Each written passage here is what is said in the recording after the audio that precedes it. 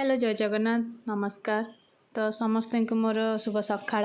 तो आम दिज बाहरी जाइलु मीटिंग। तो मोर जो मामार भी सीट तो मीटिंग रे पहुँचिक आमको दे जलखिया दे देते जलखिया थी आमर पेटिस और कदली दे देते गोटे बैग भर डायरी और पेन जेहेतु आम ट्रेनिंग तो अच्छी तो मीटिंग तो सेठी आम जहाँ भी बुझा आम तो लिखू। दीपर खाइबार भात डाली भजा पनीर तापर सेठी गचर अँला कोली मुझे देखी पूरा खुशी होगी जहाँ हो अँला कोली। तो तापर आम पहुँची गलु टे मार्केट जेहेतु थिला आमर काली पूजा टे किणाकिणी।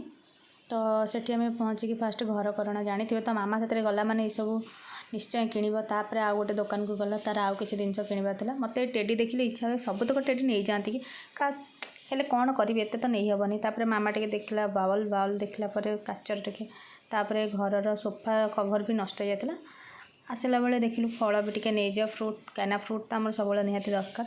राति मुझे टायर्ड होगी राति जेहतु मुझे बन पारि खाଇବା तो मामारू टे नहीं जाइली मोपाई सैंडविच।